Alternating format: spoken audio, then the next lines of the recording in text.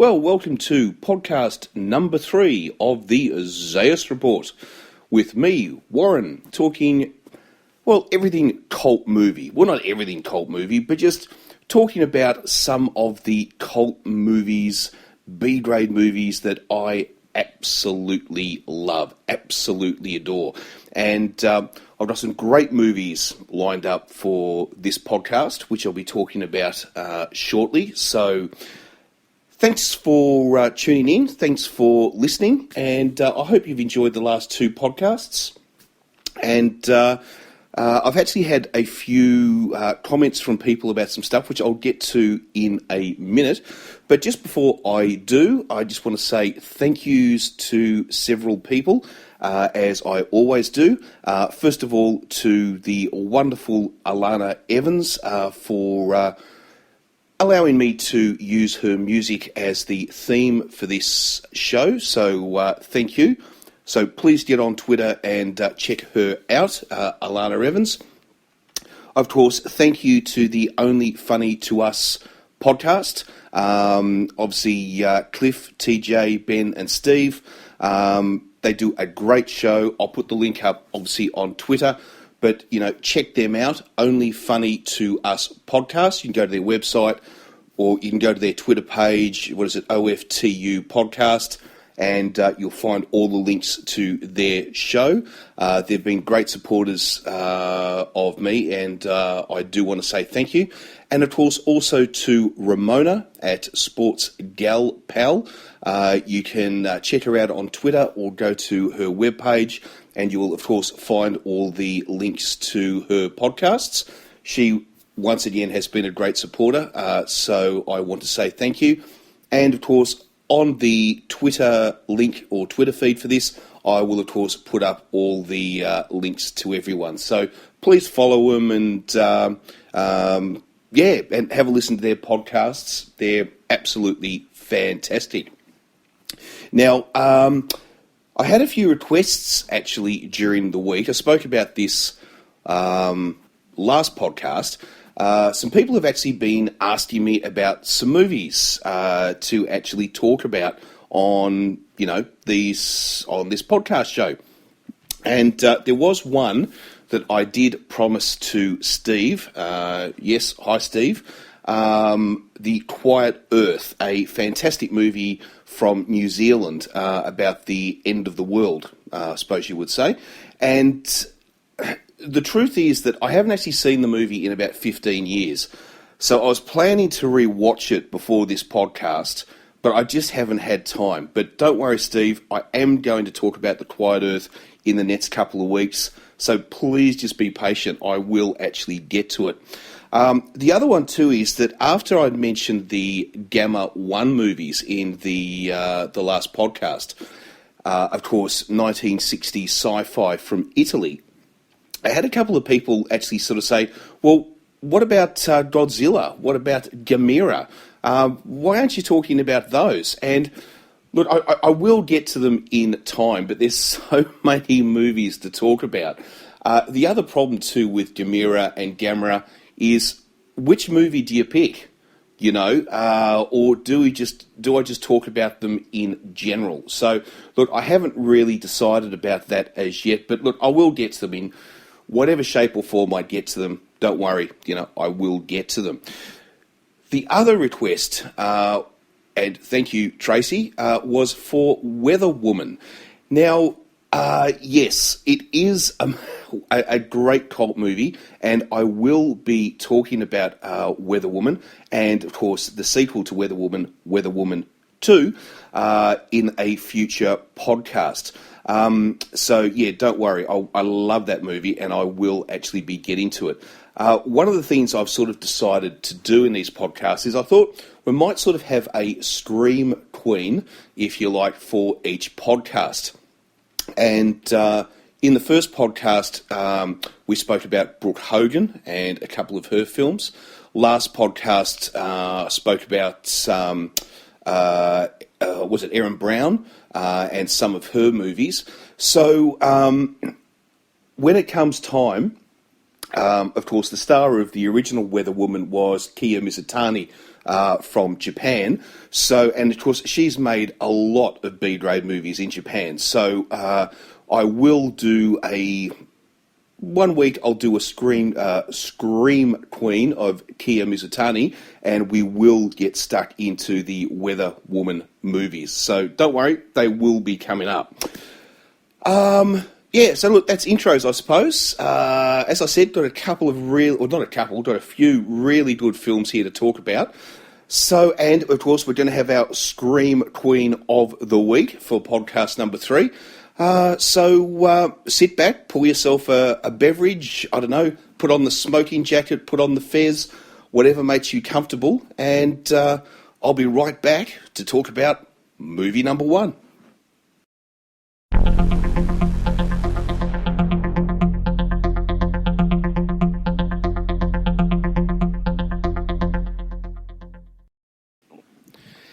Now, first movie I thought kick off with this podcast number 3, is a great one. It's a, oh, pardon me, it is a comedy horror, if you like, and it is called The Scout's Guide to the Zombie Apocalypse. Now, what a great name. You know it's going to be good with a name like that.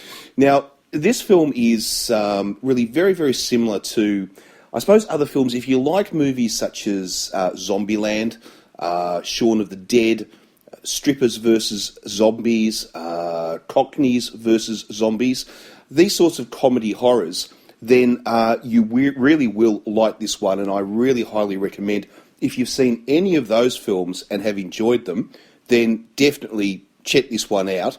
I promise you'll really like it. Now, it's from 2015, so it's actually quite recent. Directed by Christopher Landon, and stars Ty Sheridan, Logan Miller, Joey Morgan, Sarah Dumont, and David... Oh, now, I always get his surname wrong, but I think it's Kishner or Kishner. You remember him as the sportscaster from the Ron Burgundy movies. He's done a ton of comedy movies. I always get his surname wrong, so yeah, please keep your offensive tweets down. I know I've pronounced it wrong. I always pronounce it wrong. But very funny guy. Now, this movie is, as I said, very similar to Cockneys versus Zombies or Shaun of the Dead. It airs more on the side of comedy, I suppose you would say, rather than horror. Which makes it, a real fun one for sort of the whole family, in a sense, as long as the kids aren't too young, to basically sit back and watch. Now, our story basically takes place, it's set in a country or rural town in the United States, and our 3 main heroes, 3 teenage, or meant to be teenage guys, are basically members of the local scout troop. Well, in fact, the 3 of them are, in fact, the only members of the local scout troop, because, scouting's not sort of often seen as all that, cool these days. And that's also, part of our story. We also, of course, have their scout leader by David Kirshner. Oh, God, I'll just call him David K., all right? Just to make life easy, David K., and he does, in some ways, I won't say steal the movie, but he's got some really, really funny bits in this movie that just keep reoccurring. The same joke just keeps reoccurring over and over again, and you'll absolutely love it. So basically, we've got these 3 scouts. Now, 2 of them, they sort of want to leave scouts. It's not really that cool anymore. They want to go to parties, they want to meet girls, they want to go out drinking, they want to do all that teenage sort of stuff in life. But of course, their 3rd friend in the Scouts, he loves the Scouts, and there's no way known, he's going to leave. So it sort of causes a little bit of friction, I suppose, between them.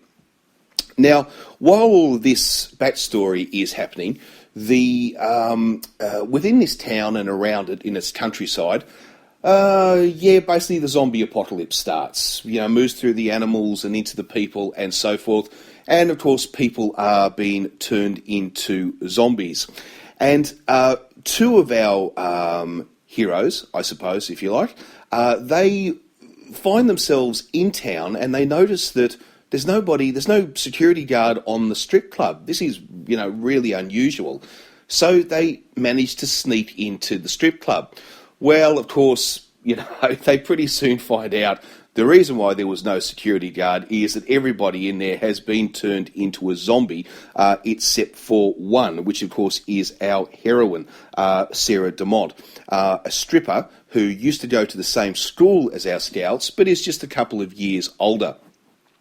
So, of course, the four of them basically team up to save the town and to stop the zombie apocalypse. Now, David Kaye basically, his role as the scout leader is absolutely hilarious because he becomes a zombie very early on in the movie. And no matter what our heroes and heroine try to do, they cannot stop this guy. He just keeps coming back and returning every 10 minutes to try to get them. And it's just absolutely hilarious to watch the damage that they physically do to him and then for him to then, of course, come back in the next 10 minutes. It's absolutely great. The film, of course, we've got to have our big finale. Once again, if you haven't seen this, I don't want to give it away.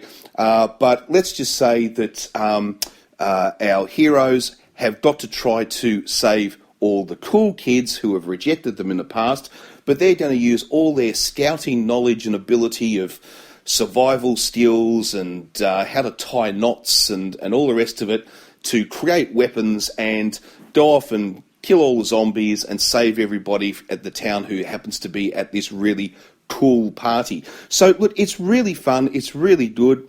As I said, I mentioned the sorts of films that it's similar to.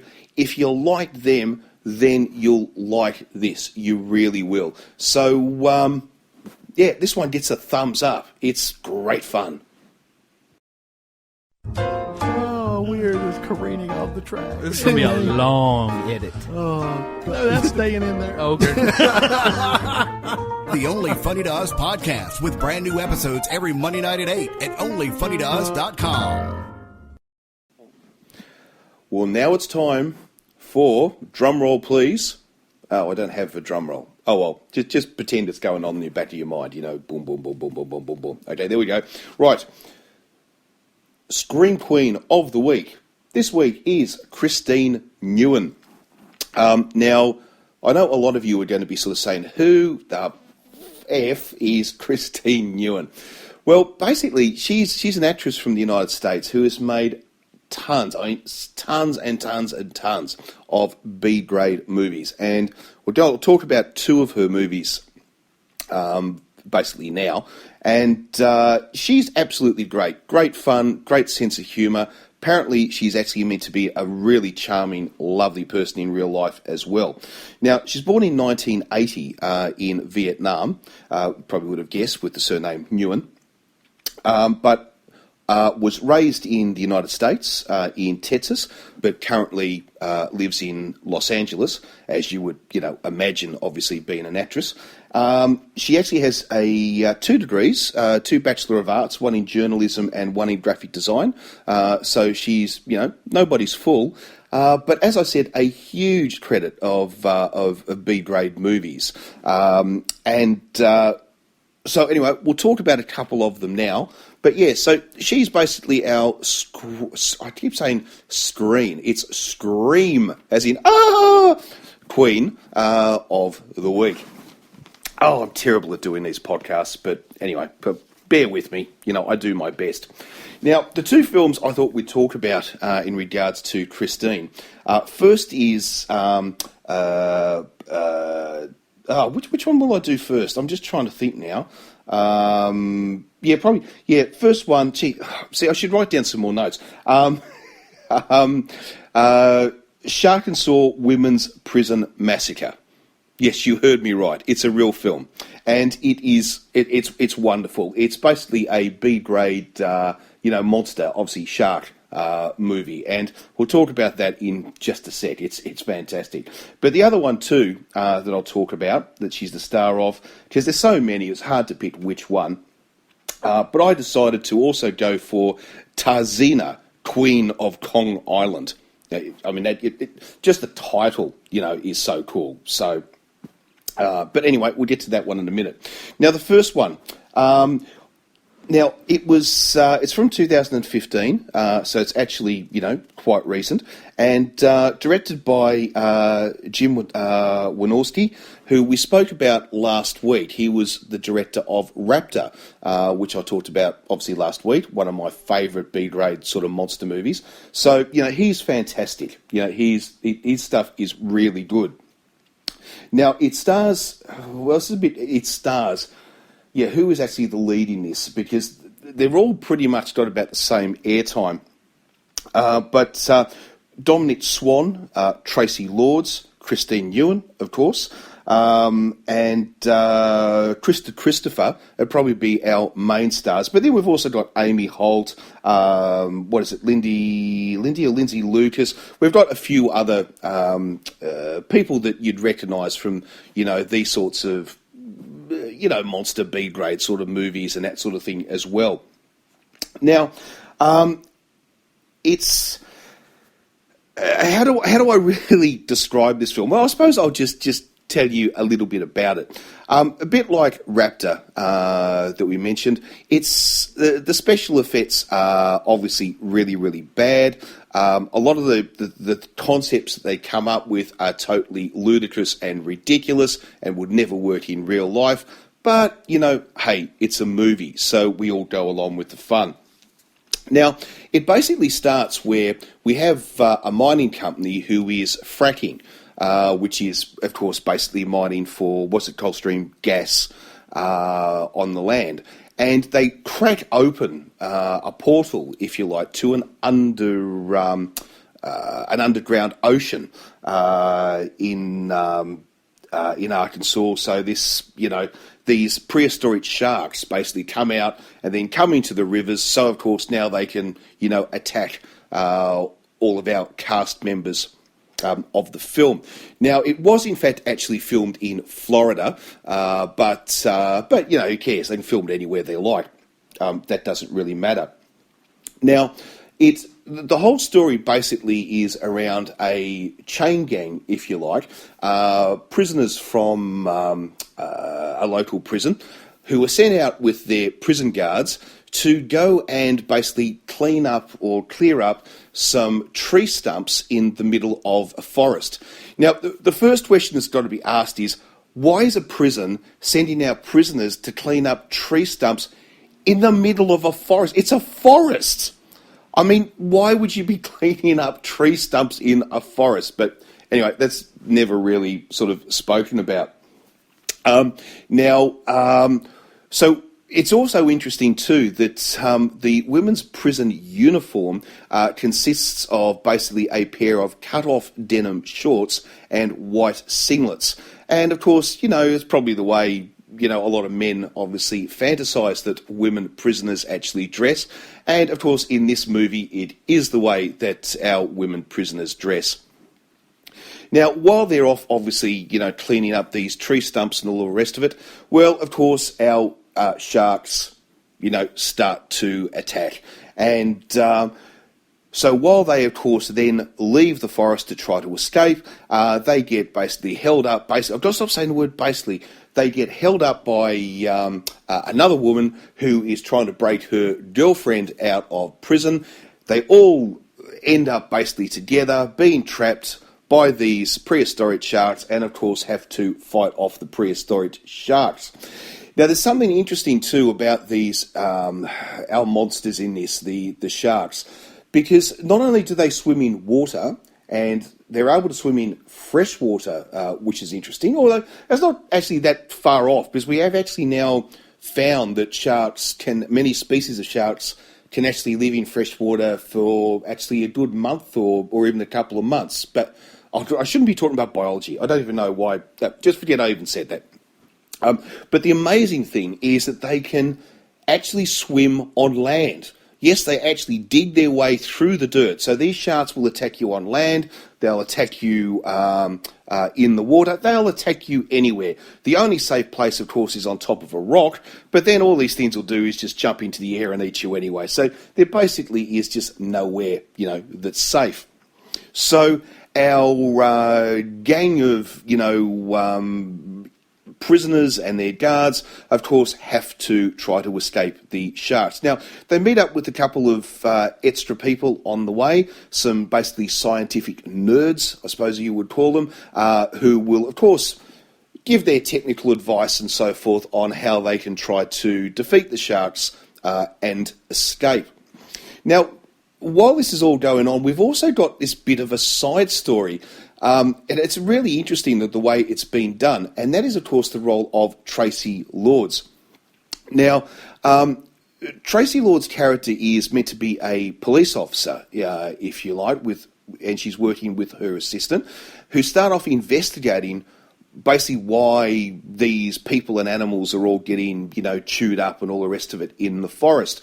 But, of course, their role soon changes as they have to try to track down our prisoners who are, of course, running from the sharks. Now, it's her role in this with her sidekick is totally separate and isolated from the rest of the film. And in fact, the only time that there is any meeting is basically, at the very end. So it's sort of very interesting the way it's done. But there are some great jokes in this. I just absolutely love, was it Dominique Swan, continual use of crap on a cracker. And you'll love Tracy Lords' continual references and in-jokes to the 1980s, which just run all the way through the movie. So there's a lot of good humour in this movie as well. So, look, it's real fun. Once again, it's a total B-grade disaster, shitty special effects, really bad acting, really bad script, but you don't watch it for that. You'll watch it just for the fun and the enjoyment of how silly and ludicrous it is. And, trust me, this one is fantastic. So, look, quick break, because I'm just going to have a quick sip of water, and then we'll be right back to talk about another one of Christine Ewan's films, Tarzeena, Queen of Kong Island.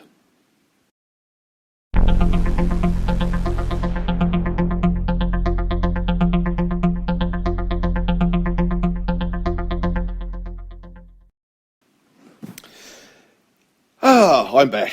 Now, Tarzeena, Queen of Kong Island. I just love this title. But sometimes also referred to as Tarzeena, Jiggle in the Jungle. And you might be getting a little bit more of an idea now of what this film is. Basically, it's, I suppose, what's commonly referred to as an erotic comedy. So pretty much the sort of thing, if you live in America anyway, that you're going to watch on Cinemax. Now, these movies, I suppose, if you want to call them the erotic comedies, very, very common now. Pretty much made for the the cinemats, and then also, I suppose, also for the DVD and Blu-ray market. But they, in a sense, replace their much more expensive and much higher production-laden movies of cinemats through the 1990s, which were, of course, what many people refer to as the erotic mystery, which had much higher budgets, were very serious films with, proper stories and so forth. Where your erotic comedy, if you like, is basically a really cheap script, a really silly story, no good special effects. It's just really dumb in a sense, but they're generally quite funny, and of course it's just full of all the actors, basically running around without their clothes off half the time. So they are a lot of fun. So Christine Ewan, of course, is the star of this, along with who else is in it? Nicole Sheridan, Voodoo, Siren, Aaron Stone.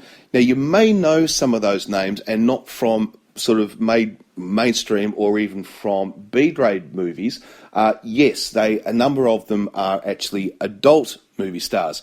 And it's quite common that you'll find in a lot of the, I suppose, erotic comedy, which is sort of designed to be shown on Cinemax, that you do actually get a lot of crossover from the two types of film industries, if you like. It's actually, very common. Although, these films, let's face it, there's nothing, hardcore about these things. I mean, in most Western democracies, these movies can be shown on free-to-air TV. Why they have to be stuck on cable in the United States, I don't know. That's a question for Americans to ask other Americans. Now, made in 2008 and directed by Fred Olen Ray, it really is good, and it's very funny. There's a lot of jokes in this. The cast is obviously, super sexy and attractive, so, that's, a big plus. Now, the story here is basically of our couple, if you like, who played by Voodoo and Nicole Sheridan, who have a relative who dies. And they stand to inherit quite a large sum of money, but they have to undertake a task, a challenge, if you will. And that is that they must travel to Kong Island to try to find the dead uncle, I think it is, Uncle Milton. Uncle Milton, he was the guy who died, that's right. And they have to try to find, I think it's Uncle Bradley, who disappeared with his daughter in a plane crash on Kong Island.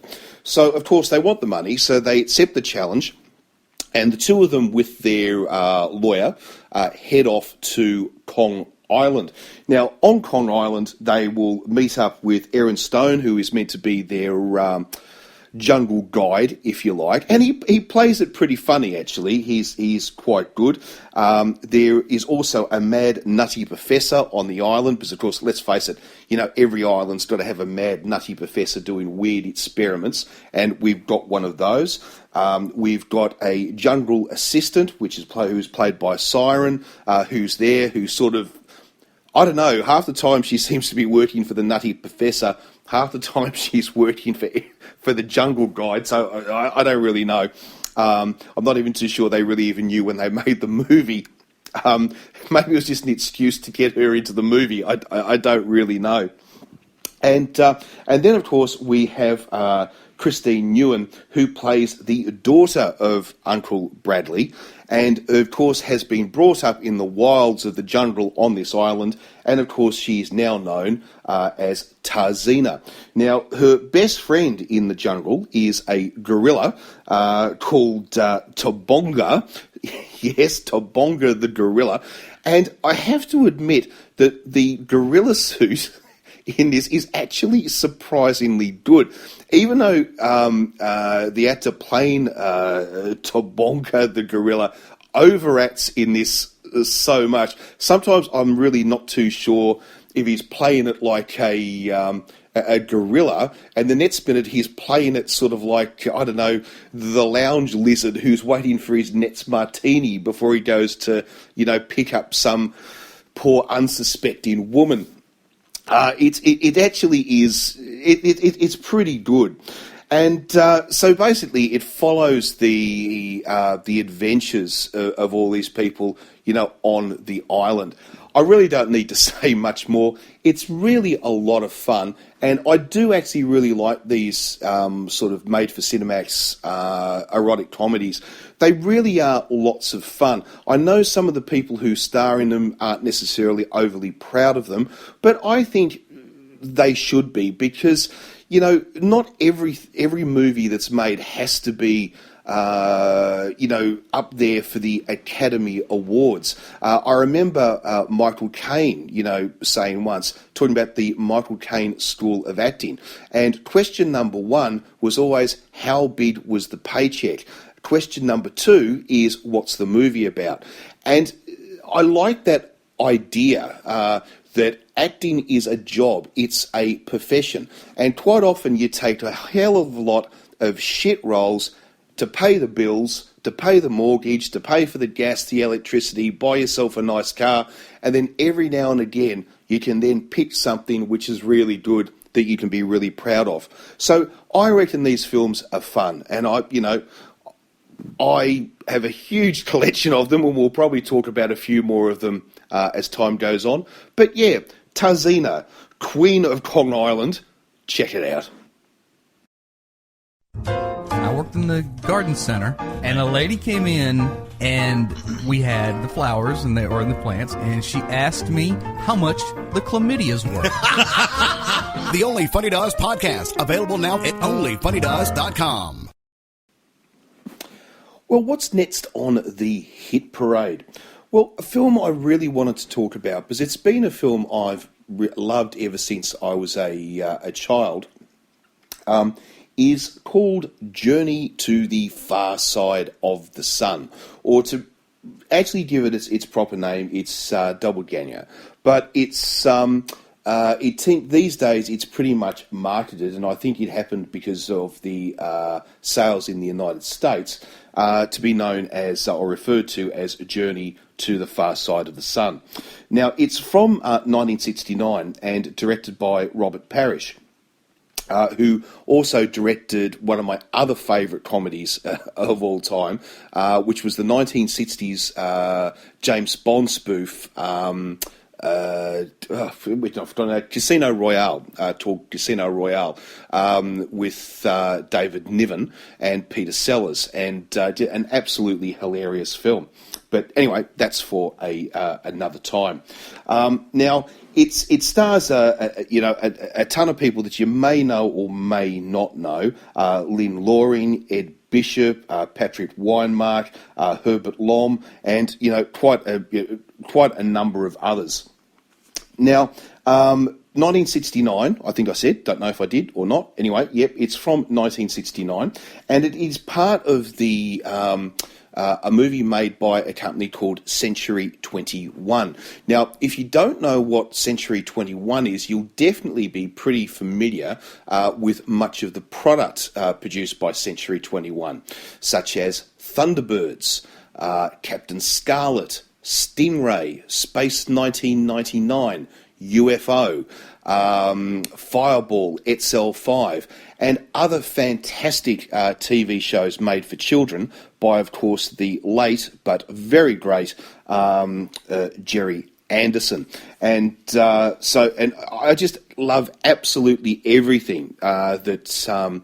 Well, except maybe the Terrorhawks. I wasn't a huge fan of the Terrorhawks, I have to admit, a TV show he made. But generally, I'm a huge fan of his work. I love the model making. Of course, the marionettes in Thunderbirds and so forth were obviously just absolutely fantastic. But this is not a marionette movie. This movie has obviously much more like some of his latest shows, such as Space 1999 and so forth. But we'll get to all of that in a minute. In fact, this movie is actually often referred to by many, many reviewers as actually put into the top 100 sci-fi movies of all time. Now, if you're talking about all time, that's still pretty good high praise from somebody who generally basically made kids' television. So, yeah. It may be one of the reasons why I absolutely love it. Now, how this movie came about was after the Thunderbirds, Jerry Anderson would go on to make two movies, Thunderbird movies. The first one was Thunderbirds Are Go in 1966, and then Thunderbird 6 in 1965. Now, the idea then came from that in 1969 was to create a Century 21 movie, a sci-fi movie, if you like, but not to actually aim this one at kids, but to actually aim it at adults. And you will see that in this movie. It is, a lot of the topics spoken about are a lot more adult than you would normally, let's say, get in a Jerry Anderson production. Now, our basic story here is of set obviously in the future, or in the future as it was in 1969, that scientists discover another planet which is basically circling or revolving around the sun in an exact orbit to Earth, and it's never been basically discovered before because it's always been blocked by the sun. So it's decided to put together a space mission with 2 astronauts and basically launch them to go and land on this planet. Now, we've also got a whole heap of spy drama that gets thrown into this movie as well, just to, I suppose, add a little bit more to the actual story. But after the mission is launched, it all goes absolutely horribly wrong. They crash on the planet, but they then, and the spaceship is totally destroyed, but they then basically find that they haven't actually crashed on a strange planet, they've crashed on Earth. And no one can seem to work out what has gone wrong. In fact, everybody believes that what actually happened was halfway through the mission, they turned back. But we then start to find some weird things happening. Everything is now reversed. Everything that was left is now right. Everything is a mirror image on this planet. And I mean absolutely everything. So we start to work out that, maybe this isn't Earth. Maybe this is actually another doppelgänger, hence the name, planet. And this is where our story goes. Then, of course, what they then decide they have to do is, of course, to try to get the astronaut back to the original planet, hoping that the same thing will be obviously happening on the mirror Earth at the same time. So I don't want to tell you what sort of happens because I don't want to give all the excitement of it away. But this is actually a really, really good film. The other thing too is that just to talk about some stuff about how Jerry Anderson decided that this movie really wouldn't be for kids and it would be much more adult. There are discussions in this about birth control, about contraception. We actually see a packet of birth control pills in the bathroom in one of the scenes. Also, until there was a very late change of lead actress to Lynn Loring, there was actually going to be a nude scene in this movie as well. But because of the change of actresses, it never actually happened. But it just goes to show you that Jerry was actually prepared to, push this a little bit more and actually make it, really quite adult. Now, if you've seen UFO, which I mentioned before, one of the Jerry Anderson productions, the TV show, you will actually recognise that there are a lot of scenes and equipment that are used in this film that will turn up in UFO. And in fact, much of the footage, the cars and all sorts of other things that came from this movie would actually be reused in the TV series UFO that actually followed. So yeah, that's just a bit of a rundown on it, but it's a really, really good film. And if you like the the stuff from Jerry Anderson, if you really liked UFO, or if you really liked Space 1999, or even if you really liked the original Thunderbirds and Captain Scarlet and so forth, then I think you'll really like this, because it's basically the same sort of thing, but of course it's much more adult, as I said before. So yeah, definitely give this one a try. Journey to the Far Side of the Sun. I first saw this actually as a kid on kids' TV on a Saturday morning many, many, many, many years ago when I was a child. And I actually fell in love with it at that time. And so, yeah, give it a try. Journey to the Far Side of the Sun. It's a real winner.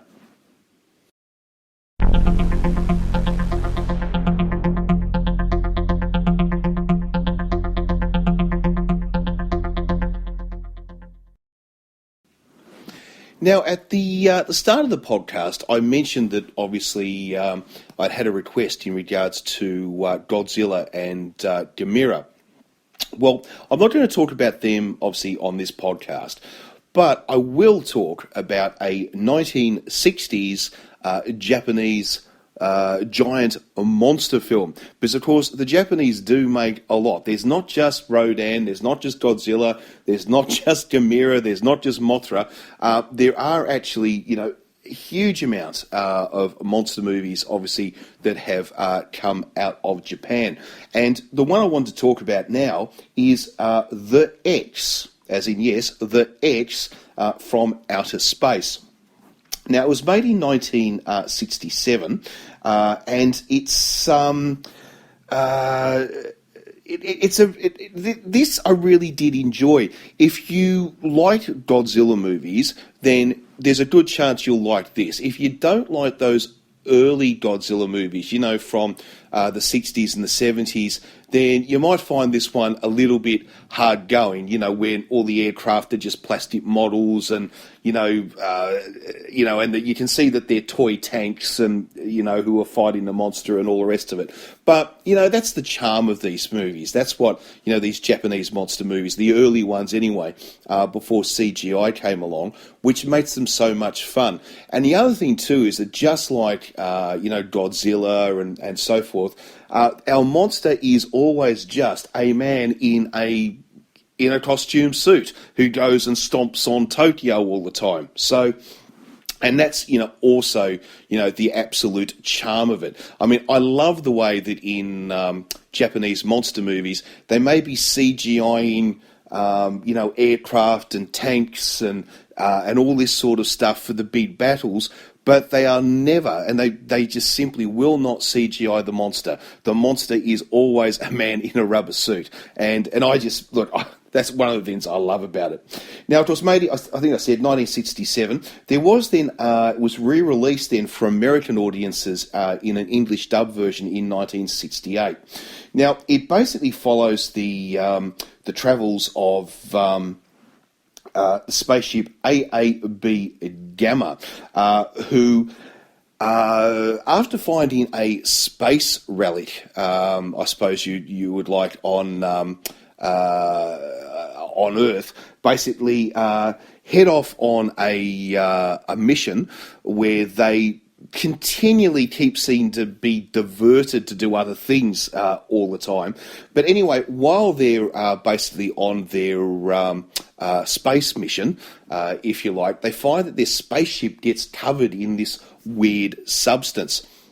And when this substance then comes back to Earth, because within the gravity and all the rest of the rest of it on Earth, this becomes a giant radioactive eating monster who, of course, the very first thing it decides to do as soon as it becomes, 300 meters tall is, of course, it needs to go and step and stomp all over Tokyo, as all the monsters in any Japanese movie always does. And this one, of course, won't let you down by any means. Now, the monster in this one is actually called...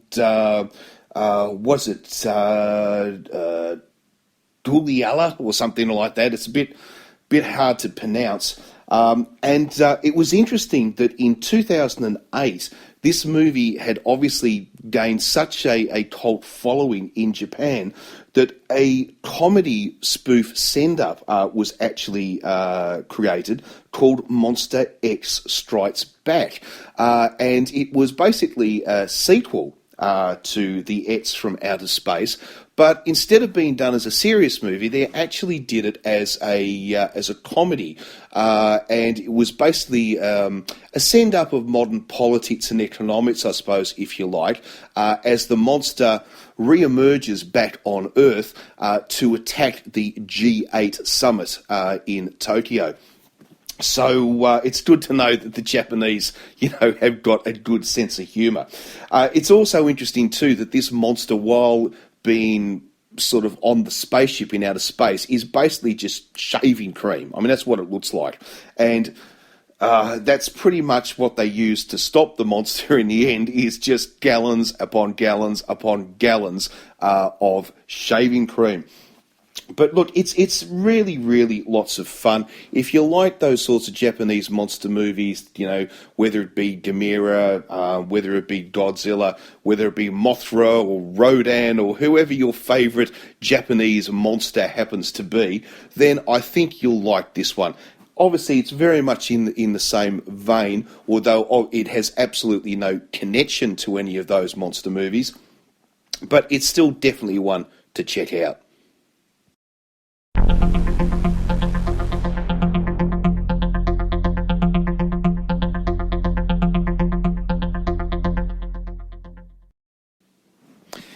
Now, continuing on with 1960s, I suppose, sci-fi monster movies, and ones that are not from the United States, the next little cab off the rank is First Spaceship on Venus. Now, this is... I'll just tell you what happens and you can make up your own minds about this. Now, this is an old Eastern Bloc Soviet Eastern Bloc movie. It was made in 1960, and it's actually a East German and Polish production. So that's interesting, within itself. But it's also just fascinating, I suppose, to watch cinema from the old Soviet Eastern Bloc. Now, it was set in 1985, and it is really interesting to see what a communist world was meant to look like in 1985.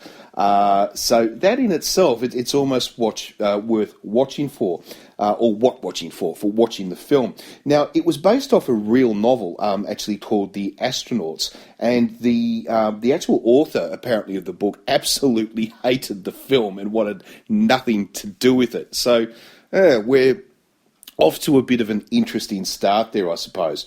Now, in 1962, the movie was then, the rights to the movie were actually bought, and it was actually released in the United States, but with some major changes, and I'll suppose I'll get to those in a minute. Now, it was all fully filmed in East Germany, and it basically tells the story of the modern world set in 1985, which is now a harmonious world where basically all the countries of the world have come together to work together, and all our stars are basically it's a full-on multinational cast in the sense that we have one of our characters is meant to be from Japan, another one from the United States, one from Germany, one from what was obviously then the Soviet Union, one from Africa. Yeah, it's interesting that the African was a whole continent sort of got just thrown together. Like they didn't say Nigeria, that they just said Africa. But anyway, it was 1960, I suppose. We also have one character who's meant to be Polish. So we do have a this multinational sort of feel to this movie. Now, they're sent off in a spaceship called the... the Cosmotrator? Yes, the Cosmotrator. No, not the Throbotron 2000, the Cosmotrator.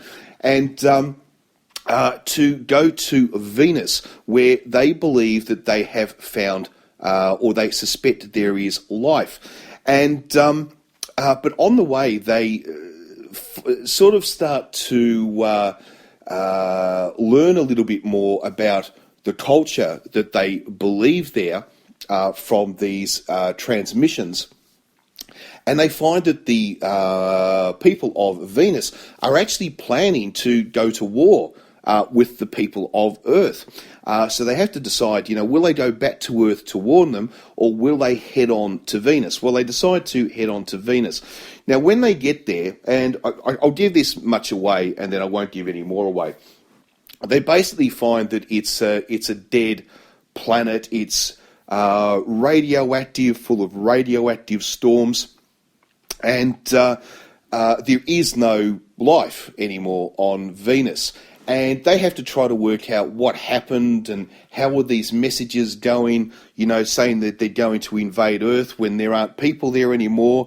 The fact that it's all radioactive, well, that's a bit of a giveaway, but I'll let you work it out. It's really quite fun.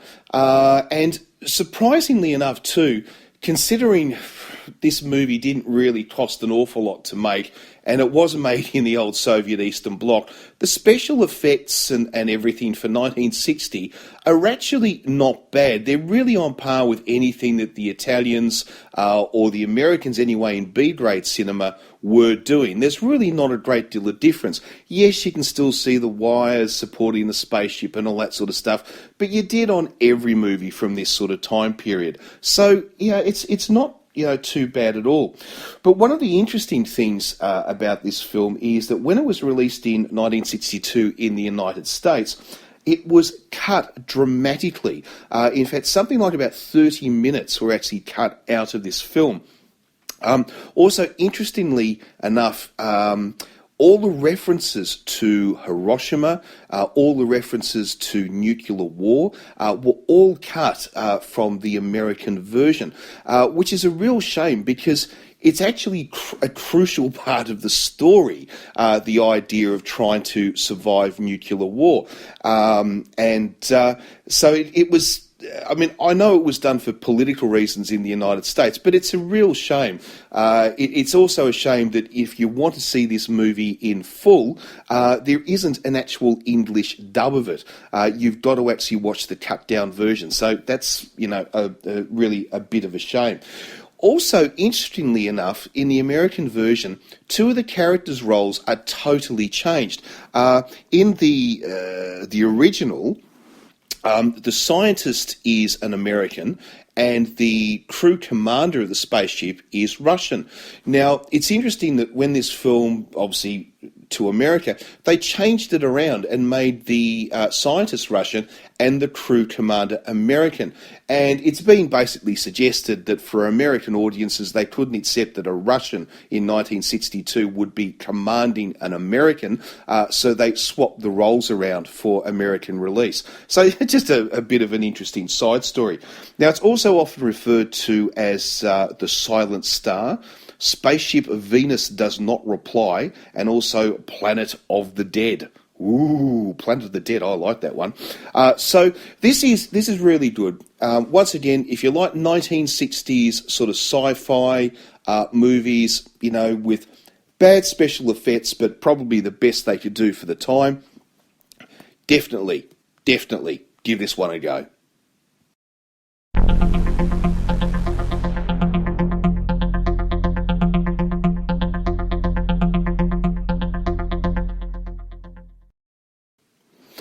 Now, I thought I'd finish off this podcast, the third podcast, with one of the worst movies I have seen in ages. And that's saying a lot, because I watch a lot of very, very bad movies.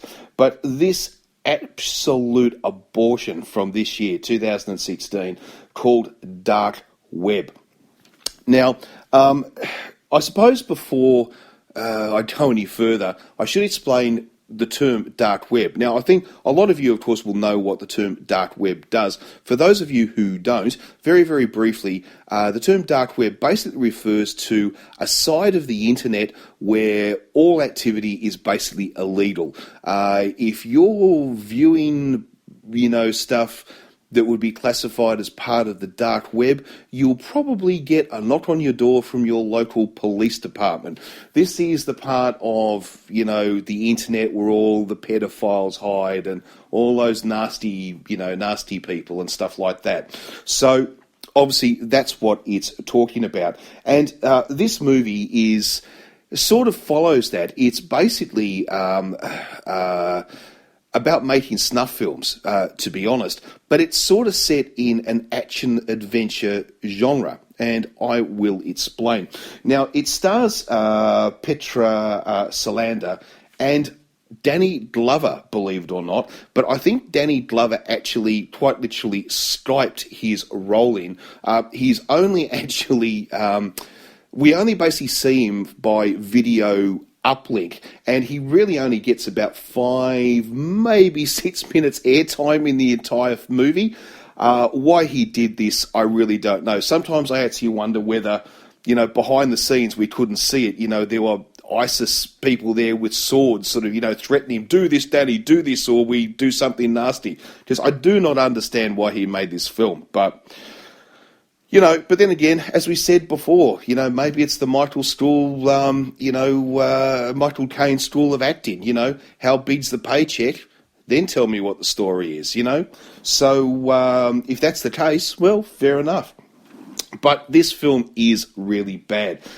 So it basically follows the idea that we have this group of people who basically make these snuff films, if you like. And a snuff film, if you don't know what a snuff film is, they're a bit of an urban legend, although I'm sure that, a certain percentage of them do exist. But they're basically about where people murder somebody and they film it and then they sell it. So anyway, that's what a snuff film is, if you didn't know.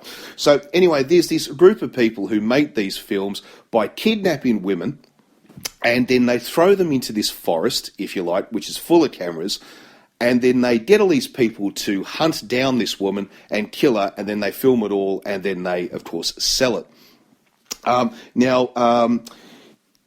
But the problem with this movie is that the story is just so bad, the acting is so bad, there is zero humour in this movie, there is just nothing to save this absolute pile of shit. The acting is terrible, the script is terrible, the fight scenes are honestly about the worst I've ever seen. It's like seeing two grown people pretending to fight, but they've been instructed by a 5-year-old. It is that bad. The guns, the weapons that they use, they're toys. I mean, they are quite literally toys. It is just so bad that I have to say, and I don't often say this, don't waste your time with this movie. It is that much of a stinker. So I wouldn't normally review films that are this bad, but I normally don't come across B grades that I hate, just totally hate. I generally find some sort of redeeming feature in them, so I will like them. But I cannot find anything good whatsoever about this stinking pile of dog turd called the dark web. So if you see it, honestly, keep walking and find something else to watch.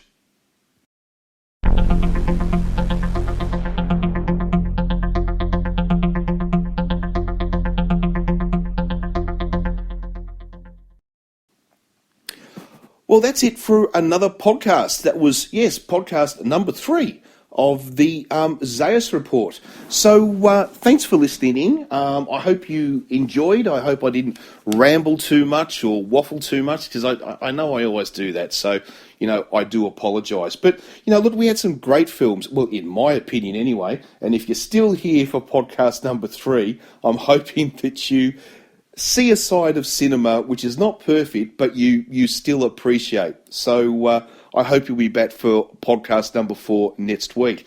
So what do we talk about? Scout's Guide to the Zombie Apocalypse. What was it? Tarzeena, Journey to the Far Side of the Sun. The Ets from Outer Space. First Spaceship on Venus. Dark Web. We had some great ones. So look, thanks for listening. I'll be, of course, back next week with podcast number 4. Once again, of course, as always, thanks to Sports Gal Pal, thanks to Only Funny to Us podcast, and, of course, thanks to Alana Evans. And, of course, as always, I will leave you with the wonderful and charming Alana Evans, and perfect.